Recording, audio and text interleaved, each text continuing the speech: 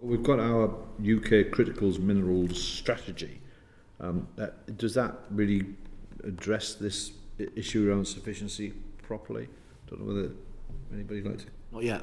Not yet. No.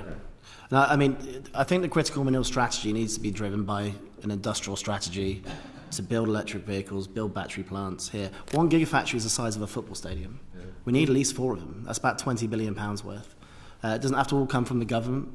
15 billion can come from industry, but that 20 billion unlocks the opportunities for the rest of the supply chain, unlocks the electric vehicle industry here in the UK. And so, but in terms of just touching exactly what Paul said, geologically there's no problem with these raw materials. It's getting them out of the ground quick enough. It's 10-year horizons to plan for this.